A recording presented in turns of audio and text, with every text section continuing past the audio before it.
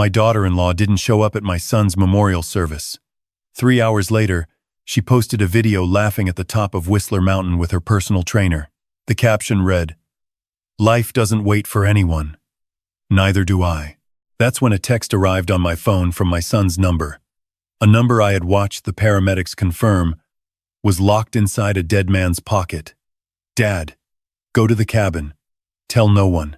I had been standing in the parking lot of St. Andrew's United Church in North Vancouver, still holding the order of service I'd folded and unfolded 100 times during the past 2 hours. The maple trees along the street had gone full orange. It was the kind of October afternoon my son used to call perfect hockey weather. I couldn't feel the cold. 41 people came to say goodbye to Daniel. I counted every single one of them, the way a man counts the things he has left. His colleagues from the financial planning firm, a few neighbors from his building on Lonsdale, his old university roommate who had driven up from Victoria that morning. His wife was not among them. My daughter-in-law of 9 years, the woman I had welcomed into our family with a dinner I cooked myself, the woman I had defended to my son during arguments I was not supposed to know about, was nowhere in the church, not at the reception afterward, not answering her phone. I had called her 6 times. Each call collapsed into voicemail. Her voice on the recording sounded cheerful and unhurried, and I remember thinking that grief works differently in different people. I kept making excuses for her inside my head the way you do when you love someone by extension and can't yet afford to stop. I gave the eulogy myself because there was no one else. I talked about Daniel growing up in Coquitlam, his obsession with the Canucks, how he had graduated from SFU with honors and built his client practice from nothing by the time he was 32. I did not mention the distance I had noticed between him and his wife over the past year. I did not mention the Tuesday evenings he called me from his car instead of his apartment. Always on the road, always sounding like a man trying to outrun a thought he couldn't shake. I talked about the son I knew and kept the rest private, the way you do at funerals. The doctor had called it a cardiac event. 38 years old. No history of heart disease. Healthy, by every measure his last physical had offered. The hospital in North Van said these things happen, that stress and overwork carry a cost the body eventually presents without warning. My son was dead. That was what I understood when I drove home alone. When I sat in my kitchen in the dark. When I finally opened my laptop, because I could not sleep and needed to see something, anything, that connected me to him. My daughter-in-law's Instagram was public.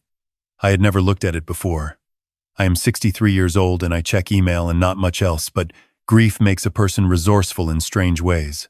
Her profile photo was from their anniversary trip to Quebec City, her in a cream coat. My son's arm around her shoulders, both of them squinting into the winter sun. She looked genuinely happy in that photo. I used to think she was.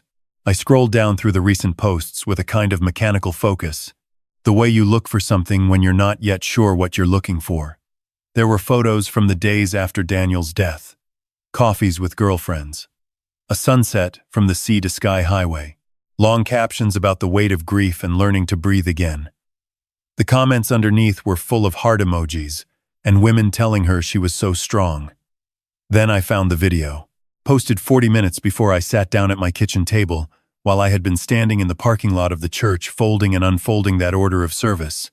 My daughter-in-law was on the gondola at Whistler. She was laughing, her head tilted back, a glass of something sparkling in her hand. The man beside her had his arm across her shoulders, in a way that had nothing to do with comfort. He was younger than her by at least a decade, dark-haired, the kind of jaw you see in gym advertisements. The location tag said Whistler Blackcomb. The caption said what it said. 47 people had already liked it. 3 of them had left comments like, "You deserve this and he would want you to be happy. He would want you to be happy." I sat with my phone in my hands for a long time, long enough that the kitchen went fully dark and I didn't bother turning the lights on. My son had been in the ground, or close enough to in the ground, for less than a day, and his wife was drinking on a mountain with a man who clearly knew the shape of her shoulder very well. When my phone buzzed with the text message, I was still sitting there in the dark. I read it 4 times before I stood up. Then I read it twice more. Then I went to the closet, put on my coat and my boots, got in the truck and drove to the cabin in Squamish. Daniel had bought the cabin 4 years ago as what he called a long-term investment and what I called a place for him to think. It was 40 minutes north of the city on a side road off Highway 99, a small cedar-sided property overlooking a narrow arm of the Squamish River. He went there alone sometimes. I knew where the spare key was because I had helped him install the lockbox on a November weekend 2 years back, the two of us arguing cheerfully about whether the mounting screws were straight. The lights inside were off when I pulled into the gravel drive. My headlights swept across the front porch, and then I cut the engine and sat in the dark and told myself I was a 63-year-old man who had just buried his son and was driving to a cabin in the middle of the night because a text message had told him to, and that was either the most sensible thing I had ever done or a sign I needed to call someone. I got out of the truck. The back door was unlocked. My son was sitting at the kitchen table with a camping lantern between us and a cup of tea he had already made for me. He looked like he hadn't slept in a week. He had lost weight. The kind of weight that falls off a man fast when something is pulling at him from the inside. He was wearing clothes I had never seen before. Nothing that belonged to the Daniel I knew. He looked up when I came in and said, "Dad, I know." Before I could speak, before I could do anything at all with the sound that was trying to climb out of my chest, I sat down across from him. I put my hands flat on the table. I made myself look at him steadily. "You're going to explain this to me," I said. "All of it." He nodded. He told me he had been planning to tell me that the timing had gone sideways, that there was never going to be a good moment for a conversation like this one. Then he put his hands around his tea mug the way he used to hold his hot chocolate at hockey games when he was 9 years old, and he told me the truth. 8 months earlier, he had discovered that his wife had been systematically redirecting client funds through his firm. Not large amounts at first, transfers that looked like clerical errors, adjustments that could be explained by rounding. But Daniel had built his business on precision, and he knew his own books the way a carpenter knows a joint he's fitted himself. He pulled the thread, quietly and carefully, over the course of 3 months. What unraveled was a scheme that had been running for over a year. His wife had access to his client management software through an administrator login he had set up for her early in their marriage when she had occasionally helped him with scheduling. She had used that access to route funds through a numbered company registered in her maiden name, a shell that fed into accounts in Alberta and then offshore. The total, by the time my son had traced it, was close to $400,000. He had gone to a compliance lawyer in Vancouver. The lawyer had advised him to document everything before approaching the RCMP, which he did. By the time he brought his files to the commercial crime unit, the picture was complete enough that they had opened a formal investigation within 2 weeks. His wife didn't know. She still believed that her administrator login showed no suspicious activity because she didn't know her husband had been logging her sessions from a separate device since February. But she had begun to suspect something had shifted. My son described the change in her behavior over the spring and early summer. She became attentive in a way that felt like surveillance. She asked careful questions about his work schedule, his client relationships, whether anyone from the firm had called the house. She started seeing a personal trainer 3 times a week, a man named Tyler who worked out of a gym in North Vancouver. And Daniel had no proof at first, only the particular kind of absence a man feels when a room he used to belong in stops recognizing him. He found the proof in July. He wasn't looking for it. He had gone back to the gym to retrieve a jacket he'd left in the car park and saw them through the window of a cafe across the street. The way they sat together had a familiarity that couldn't be borrowed. He drove home and spent the next 2 weeks being very calm and very thorough. The life insurance policies came to light through the RCMP investigation. His wife had taken out 2 policies on his life without his knowledge, both through brokers in different provinces, both naming her as sole beneficiary. The combined payout was $800,000. The policies had been opened 14 months earlier, around the time she had first started moving client money. She was building a case that I was depressed, Daniel said. I didn't realize it at the time, But everything she was doing over the past year, the comments to her friends about my stress, the way she described my behavior to her sister, she was creating a record. A man under financial pressure, history of anxiety, marriage falling apart. He looked at me steadily. The RCMP showed me the texts. She had been asking Tyler to keep notes on our conversations when she mentioned my mental state. She was preparing the ground. I kept my hands flat on the table. I made sure my voice stayed level. She was going to kill you, or create the conditions where it looked like I did it myself, which would have been cleaner for her. The insurance policies have 2-year suicide exclusion clauses that had already elapsed. He paused. She was patient about it. I'll give her that. The RCMP had advised him that making an arrest while the full financial trail was still being documented would give her time to move assets and contact Tyler before they could build the conspiracy charge to go with the fraud. They had needed another 6 weeks.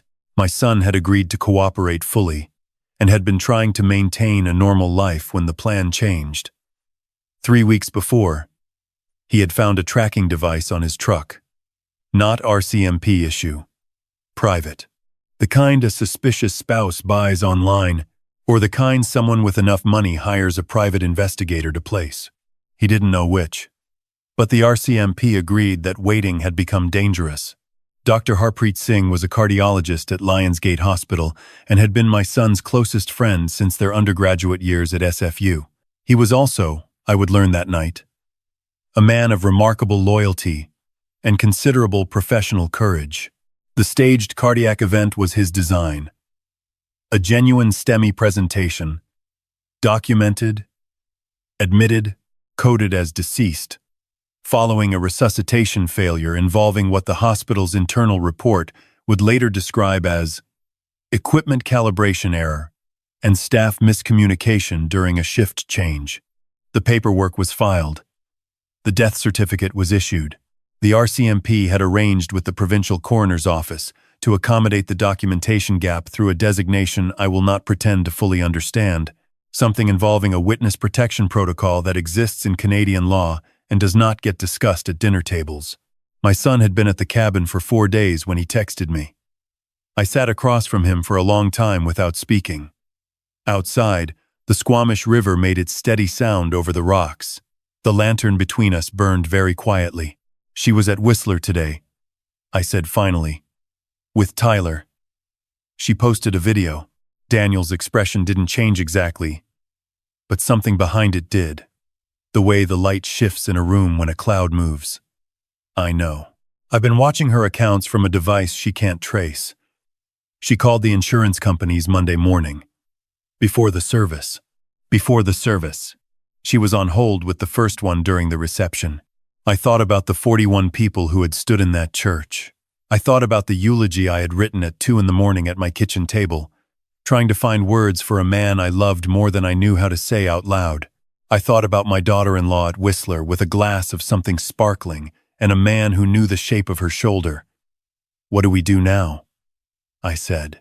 My son looked at me with an expression I recognized, a steadiness he had learned from somewhere, and that I chose to believe he had learned from me.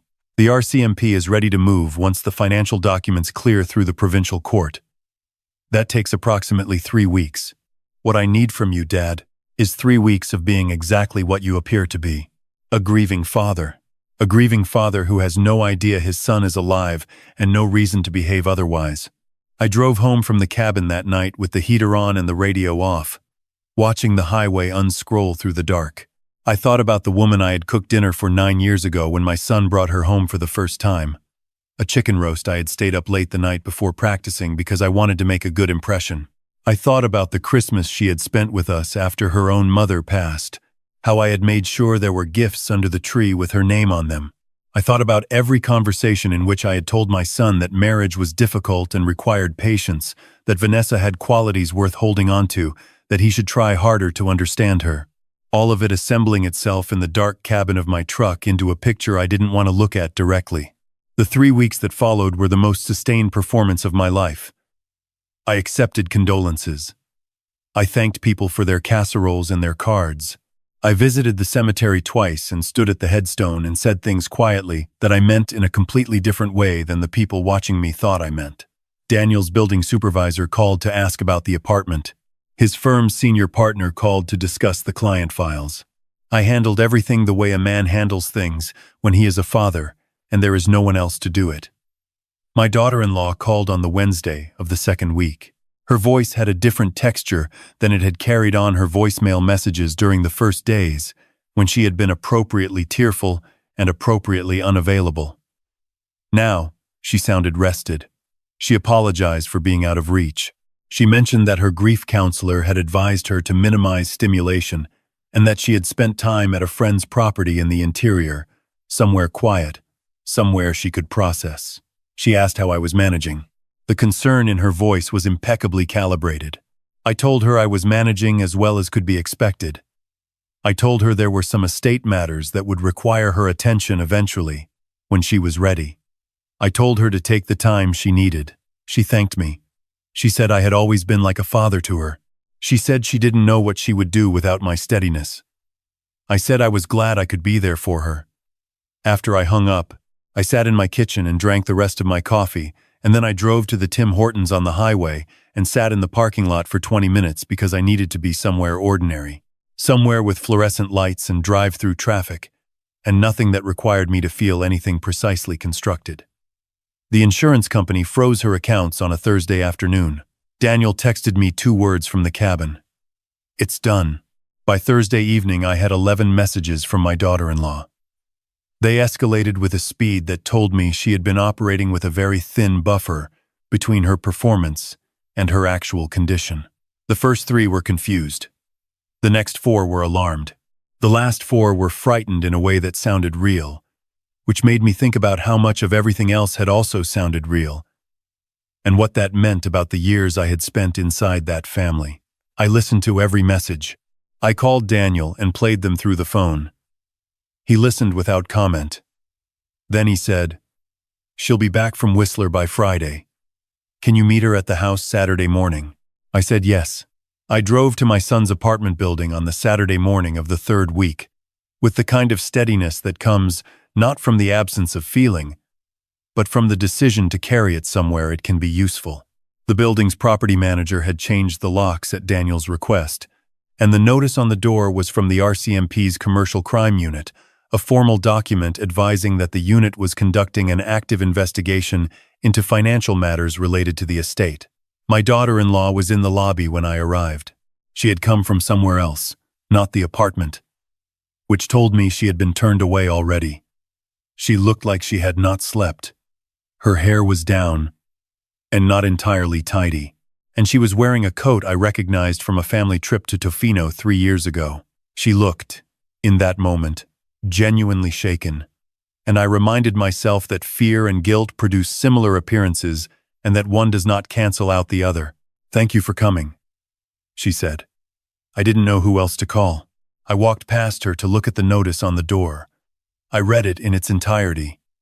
She stood behind me, explaining that there must be some mistake, that Daniel had always handled their finances responsibly, that she couldn't imagine what could have triggered an investigation of this kind. "RCMP?" I said. Not a question, just the word, held out for her to look at. "I don't understand it either," she said. I turned around and looked at her directly for the first time since before the memorial service. She met my eyes with a steadiness I recognized as practiced, the kind of eye contact people maintain when they've rehearsed it. "Where were you the day of the service?" I said. She explained about the grief counselor, the need for quiet, the friend's property in the interior. It was a clean story, and she told it cleanly. "And Whistler?" I said, a small contraction around her eyes. Gone in a fraction of a second, but I had been watching for it. "I spent a couple days at Whistler, yes. My therapist thought some movement might help. Tyler was there." The pause that followed was very short, but it had a different quality than the silences in the rest of our conversation. This one had weight. "Tyler is a friend," she said. "You've been seeing Tyler since at least February," I said. "The RCMP has records from your phone, including messages where you described Daniel's mental state to Tyler. and ask him to document your conversations about it." The color in her face changed. Not dramatically, not the way color changes in television confrontations. Just a slight, steady withdrawal, like water dropping in a glass. "I don't know what they think they found," she said. "They found the numbered company," I said. "The one you opened 3 years ago in your maiden name. And the transfers. And the insurance policies you opened. Without Daniel's knowledge." She said nothing. Her hands, at her sides, had become very still. $800,000 in policies, I said. Opened 14 months ago. Both with suicide exclusion clauses that had already expired by the time Daniel died. "That's not." She stopped. Started again. "I took those policies out because I was worried about his mental health. I wanted to make sure I was protected." "You wanted to make sure you were protected," I repeated. Something behind her expression buckled. Not completely, but enough that I could see the seam. "The RCMP will want to speak with you," I said. "You should retain a lawyer. A good one, not the family lawyer Daniel used for the firm. A criminal defense lawyer." She looked at me with something that might have been the beginning of a plea. She started to say my name, the way I had heard her say it 100 times at family dinners, at Christmas mornings, at Daniel's birthday parties. The way she had said it on the phone when she told me I was like a father to her. "You let me stand in that church," I said. "You let me write a eulogy for my son. You let me throw dirt on a coffin. And while I was doing all of that, you were on a mountain with the man you'd been sleeping with for the better part of a year, drinking to new beginnings with money you had been planning to collect the moment my son was gone." I did not raise my voice. I had decided somewhere on the drive over that I would not raise my voice, that the steadiest thing I could do was stay exactly level and let the facts speak in their own register. "I hope you find a very good lawyer," I said, "because you are going to need one." I walked back to my truck. She called my name once from the lobby entrance. I didn't stop. 40 minutes later, I was sitting across from my son at the cabin, the same table, the same lantern, the same river outside. He had coffee on. He looked better than the last time I had seen him. Less hollow, though the dark circles hadn't fully gone. "How did she look?" he said. "Like a person who just realized the story she'd been telling herself has an ending she didn't write." He nodded slowly. "The RCMP moves Monday," he said. "The financial documentation cleared provincial court yesterday. They'll have enough for the fraud charges and the conspiracy count. The insurance companies have already filed their own civil complaints, which adds a separate track." He poured coffee into both mugs and pushed one toward me. "Tyler has already been interviewed. He gave a full statement 2 days ago in exchange for consideration on his own exposure. He confirmed the affair, confirmed the conversations about Daniel's mental state, confirmed she had asked him to look up how long it would take for insurance policies to pay out following a non-contested death." I picked up the mug. The cabin smelled like cedar and wood smoke and river air. She trusted him. She trusted that he wanted the same thing she wanted, Daniel said. He wanted the money too, just not badly enough to go to prison for it when the alternative was cooperation. I thought about that for a moment. About the particular kind of loneliness that comes from building your plans around people whose loyalty is conditional on the money lasting. "What happens to you now?" I said. He wrapped his hands around his mug. "Dr. Singh has arranged the paperwork with Lions Gate. The hospital's legal team has agreed to document it as an identification and equipment error, serious enough to generate an internal review, which is already underway. Not serious enough to trigger a criminal investigation given that the patient in question is sitting here drinking coffee. I'll be officially alive again by Wednesday." He paused. "Daniel Reeves is still going to need to sort out who he is in the world. The firm, the apartment, the client relationships. Some of it comes back, some of it doesn't. But you're alive," I said. "I'm alive," he said. We sat together for a while without speaking. The river kept its sound outside. The coffee steamed between our hands. "I should have told you sooner," Daniel said, "about the marriage, about how bad it had gotten. I kept trying to handle it myself. I thought if I just got the evidence right, dealt with the legal side, I could contain it without pulling you into it. He looked at his mug. I forgot that you were already in it, that you were going to be in it no matter what I decided. You were protecting me, I said. I was being proud, he said. Which isn't the same thing, even when it feels like it. I thought about the Tuesday evenings when he called me from his car. The way he always said things were fine, in a tone that made fine mean the opposite. The way I had chosen to believe the word instead of the tone, because the alternative was harder and I wasn't ready for it. We're past it now, I said. My daughter-in-law was arrested at the apartment building on Monday morning, which I know because a constable from the North Van RCMP detachment called me as the next of kin on the estate file to inform me that an arrest had been made in connection with the fraud investigation. He was professional and concise and gave me only the information I needed. I thanked him and sat in my kitchen and felt something settle in my chest. Not satisfaction exactly, something more like the particular quiet that comes when a long noise finally stops. She was charged with fraud over $5,000, money laundering, and conspiracy to commit fraud. The insurance companies filed their civil recovery actions the same week. Her bail application was denied on the grounds of flight risk, partly because of the Whistler trip, and partly because Tyler's statement had included details about conversations in which she had mentioned keeping money in accounts her husband didn't know about, in places that didn't show up on Canadian tax filings. Daniel was officially alive by Wednesday, as he had said. The hospital issued a statement about an unprecedented series of compounding errors involving patient monitoring equipment and shift change documentation failures. It was the kind of statement designed to explain while obscuring, and it did its job well enough. There were questions. There are always questions. But the questions ran up against a wall of documentation that Dr. Singh and the hospital's legal team had built very carefully, and eventually they found other places to go. My son could not return to his apartment or his firm in the same way. Too many people knew the story, and the story had too many edges. He spent the winter in the cabin, officially on medical leave and psychological recovery following the traumatic misidentification event. A description that was true in every way that mattered, and in the spring he began the process of rebuilding something new. I drove out to the cabin every Sunday through that winter.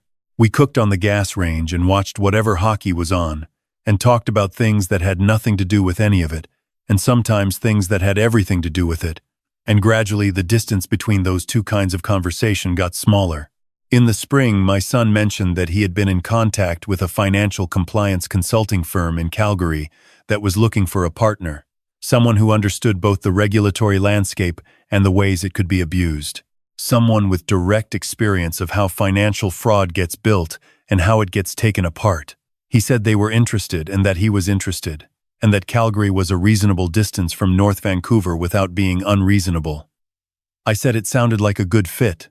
He said they had also asked whether his father, a man who apparently had some experience with difficult situations requiring sustained patience and clear thinking, might be interested in a part-time advisory role.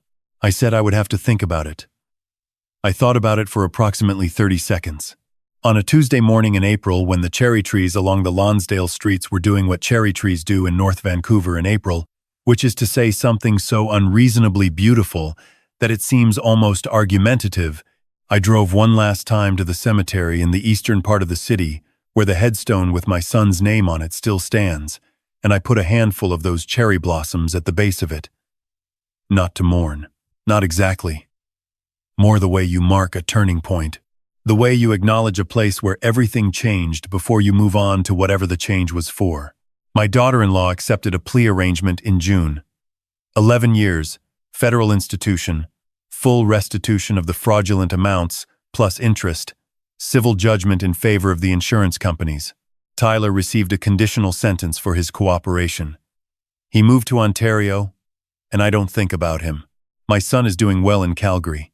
His voice on the phone has the quality I remember from when he was building the firm the first time.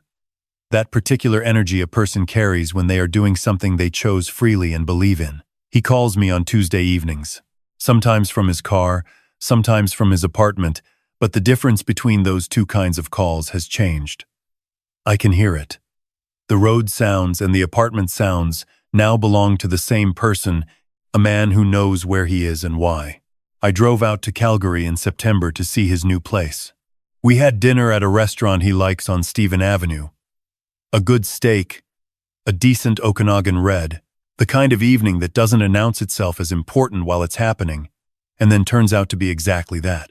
On the drive back, crossing through the mountains on a clear September morning, with the light doing what light does in the Rockies when the air is that clean and that cold, I thought about what it costs to protect someone you love. Not the practical costs, the lost sleep, the careful lies, the months of performing grief over a living man. Though those are real enough. I mean the other cost. The one where you have to look clearly at the people you've trusted and reckon honestly with what you see. I had loved my daughter-in-law. Not the way I loved my son, but genuinely. In the way you love someone who has become part of the shape of your life. That love had been given to a performance, to a character she had built and maintained with a patience that, under completely different circumstances, might have been admirable. I don't know whether to call that love wasted. I think of it more as misdirected. The capacity was real. The object wasn't. My son is alive. He is building something he believes in. He calls on Tuesdays. The rest of it I leave at that headstone in North Vancouver with the cherry blossoms in the spring.